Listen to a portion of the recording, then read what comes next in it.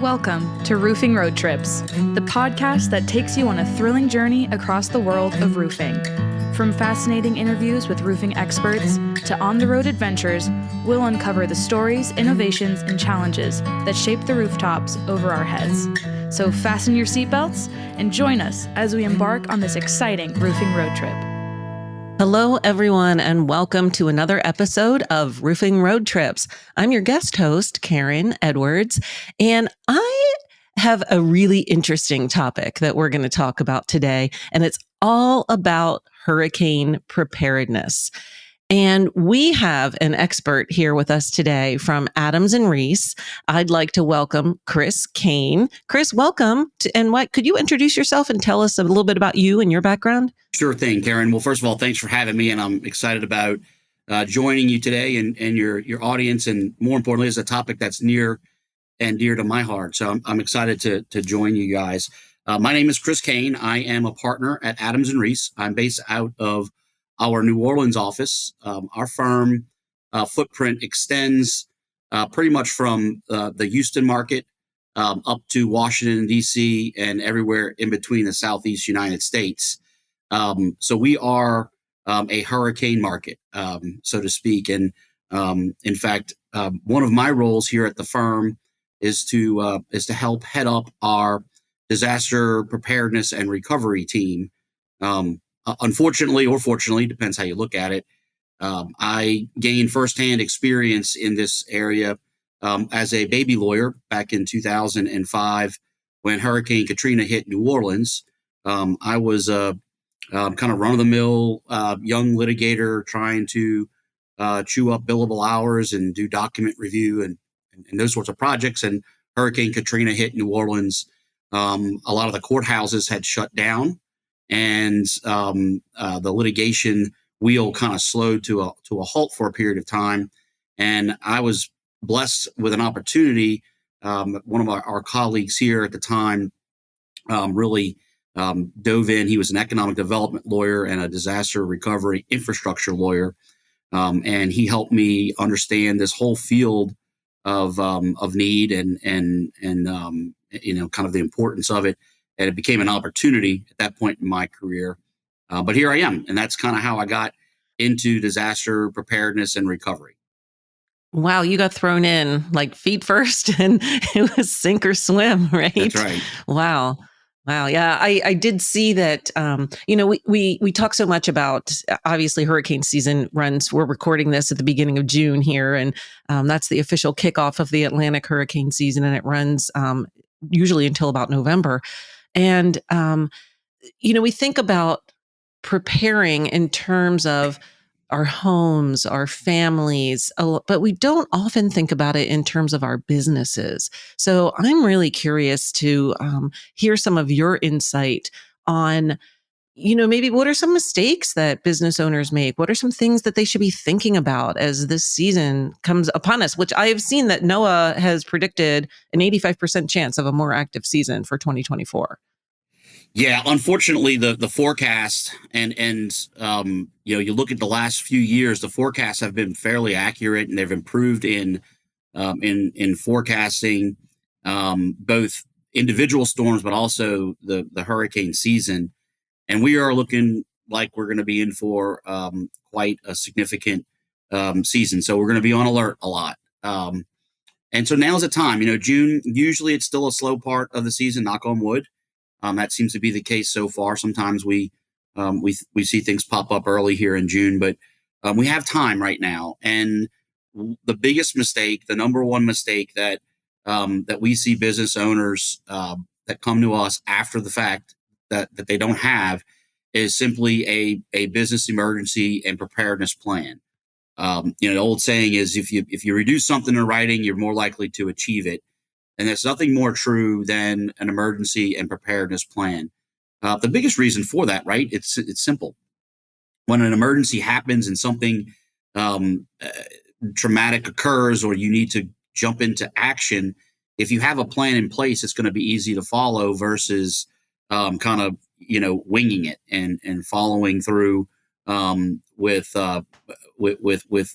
not a strategic process in place. So what does that plan look like? That's a question we get a lot, and it's really simple. It's the old keep it simple, stupid model, right?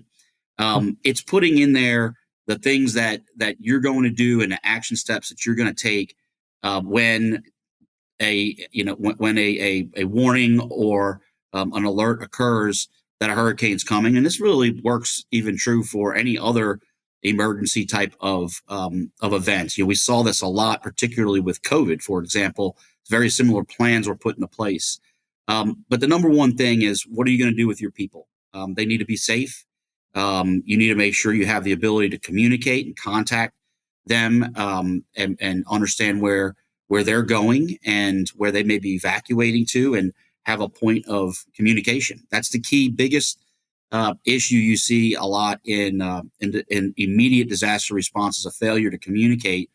And a lot of businesses, particularly in our market, once their people are accounted for and everybody is safe and sound, which is the most important thing, you turn to then the business and how to get the business standing back up and what opportunities exist, and particularly in construction, a number of other businesses within the Southeast U.S. footprint and beyond. There are opportunities. And again, if you have a written plan and know what you're going to be doing out of the gate, you can implement that plan. So I would say the number one thing is to have a written plan. And as part of that plan, really key is communicating with your people, both to make sure that they're okay and to then put them in action in terms of what the next steps are post the event.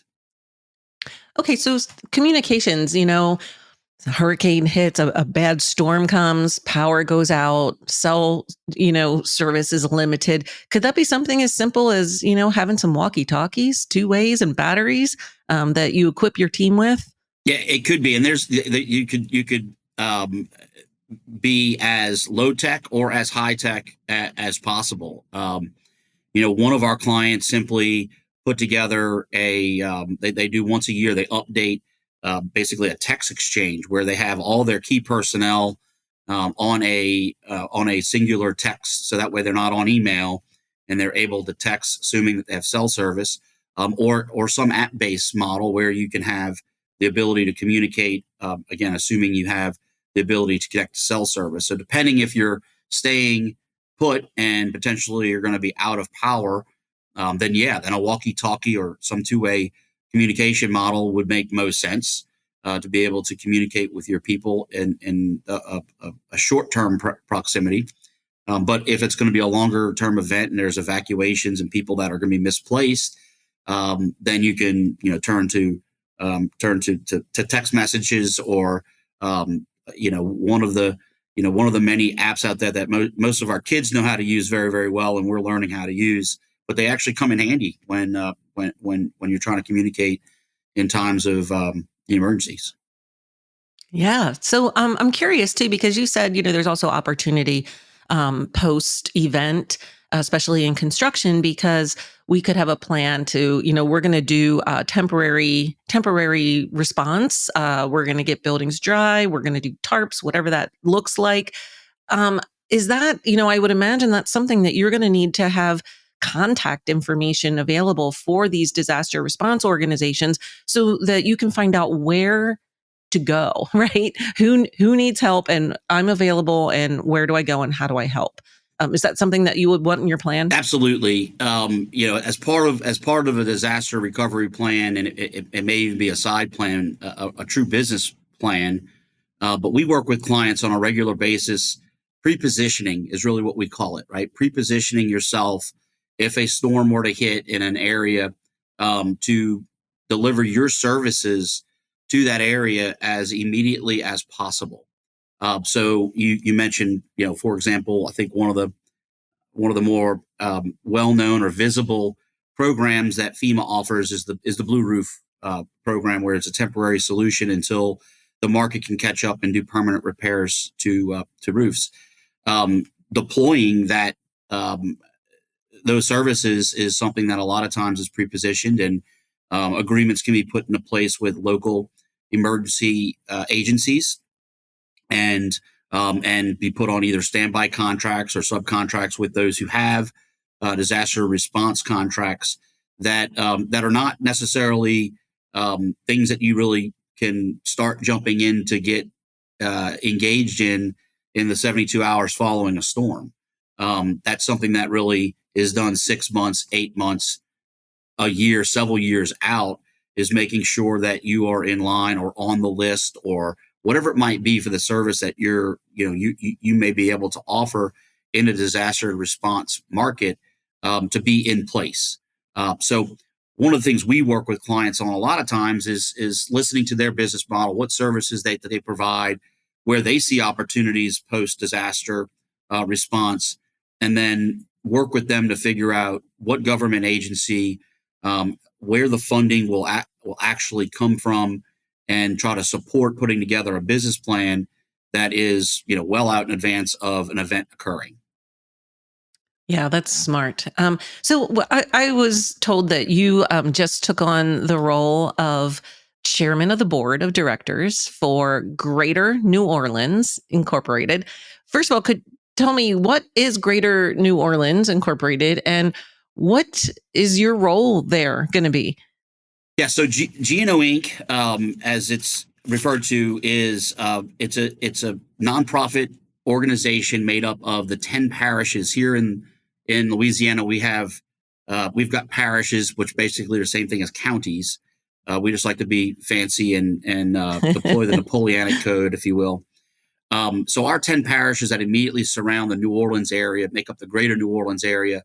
It's an organization that's focused on supporting economic development in our region, as well as working with other state partners to deliver good policies for economic development, to be attractive, particularly as it relates to this topic, to the property insurance market, which across our footprint, due to the number of disasters we've had, is very problematic. And so my role as the chairman is really just to help marshal an incredible board of directors and our CEO, Michael Heck, through a host of economic development projects, programs, and it's really an exciting organization right now. Here in Louisiana, we're in the beginning stages of a new administration with a new Governor Landry, and his administration, as well as a number of new state legislators, where policy making tends to have excitement early on in new administrations, where we can try to impact the marketplace where we think that business will benefit the most. So we're spending a lot of time right now at GNO Inc. doing that. Just finished our legislative session with some really good outcomes, and now we're turning our focus to the Super Bowl. We're hosting the Super Bowl here in New Orleans, that's right, in February, and the summer here has been touted as the summer of the Super Bowl. We have, I think, 500 infrastructure projects ongoing in the New Orleans area, and GNO Inc. is helping lead that effort with a number of the public agencies to hopefully have our city nice and shiny, sparkling, and looking good for when all the guests and eyeballs turn to New Orleans here in only 9 months or so. It's getting close. Right. Yeah. Right around the corner. That's exciting. So I'm just curious from, the perspective of GNO Inc. and being an economic development organization, how do you talk about hurricanes and preparedness, and how do you help businesses be ready to respond? Yeah, so our market, it's pretty easy to talk about, right? We've gotten whacked enough times that having the discussion and understanding the importance of hurricane preparedness is a hurdle that we don't have to waste a lot of time on, luckily. Now, that being said, we also then have a unique, I guess, skill set or experience set on how to deal with post-hurricane events, and particularly when it comes to rebuilding, property insurance protecting, and an infrastructure, making sure that the infrastructure is in place in advance of these storms. So a lot of the effort we've made at GNO Inc. and coinciding with my practice is resiliency. It's preparing not just for a hurricane to occur. We know that's going to happen, but it's preparing the infrastructure and trying to ensure that our utilities, such as our electrical grid, which here recently in Louisiana, we had some major events with Hurricane Ida and Hurricane Laura, among others, but those two in particular really challenged our electrical grid. So when we start talking about rebuilding the electrical grid, for example, we don't want to just talk about putting it back to where it was. We know that infrastructure is not good enough. It just failed. So we want to rebuild it with an eye towards being able to sustain the next hurricane. And that's investing in hurricane preparedness for the long term, not just preparing for putting the grid back in place and saying, okay, we're back to where we were. It's a challenge. You got to make sure that you have identified the resources. It's very expensive and costly. There's engineering challenges with how to put back such a grid, and then there's the obvious end of the day, a scarce resource of money, available funds. Right. But what we found is with our partners at the federal government and the priority of the locals in the state to focus on things like utility rebuilds and flood protection, we're able to get it done, and it's vastly improved from where we were 20 years ago, sitting here before Hurricane Katrina hit here. Sure. So if and who can many communities have they're called different things, but they're community and economic development that local folks and business owners can get involved in. It seems like that alone would be a good resource for a small business owner. No, absolutely. We at GNO Inc., in addition to the firm, both are resources for hurricane preparing for your business for a hurricane and providing resources and kind of stepping through what that looks like. But to your point, getting engaged in an organization, a local organization, a regional organization that works on policy, that focuses on economic development or rebuilding after disasters, such as GNO Inc., is an excellent way to get ahead of the market and to prepare your company both for sustaining an emergency such as a hurricane, but also understanding the opportunities, identifying those opportunities, and being prepared to take advantage of those opportunities and participate in them after an event. So I think that's an excellent way for a business owner, to get engaged. And volunteerism is it takes time, but it's the cheapest way to provide a return for your community, but also your own business. It is, and we've talked a lot about New Orleans, obviously, because that's where you are and that's where you're involved. But if you think about the U.S., we've got Texas, Louisiana, Alabama, Florida, Georgia, the Carolinas, up the northeast coast. There's a lot of areas of the country that have the potential to be impacted by a hurricane. But then also that hurricane, continues inland and we have wind-driven rain and we have flooding and so just because you might not be in a coastal city, it doesn't mean that you shouldn't have a plan because it can still affect your part of the country. No, you're right. And we learned that, I learned that as a member of the firm, and we started getting phone calls. If you remember Hurricane Sandy, however many years ago that was, I guess maybe almost 10 years ago or so, up and really impacted the Northeast United States in a way that hurricanes hadn't impacted that region in quite some time. And we got called upon to come help. And it was a post-recovery type of assistance due to our experience with other disasters here.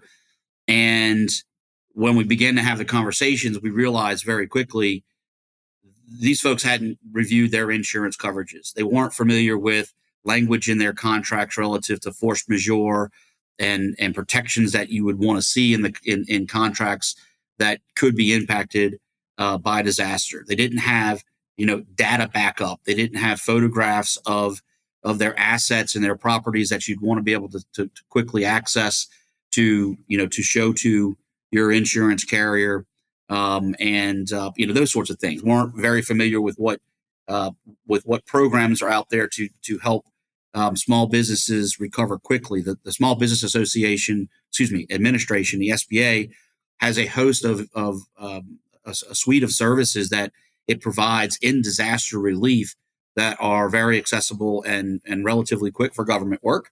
And a lot of folks don't know about it. So when you hear about individuals or businesses who are not necessarily don't feel like they're disaster prone when they're hit, they're really, really behind the eight ball.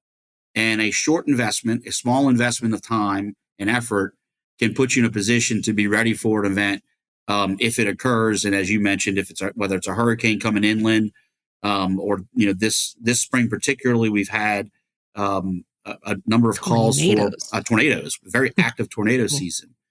So it doesn't matter the form of the disaster it comes in, being prepared will let you sleep a little bit better at night, and you'll be ready for it when it does.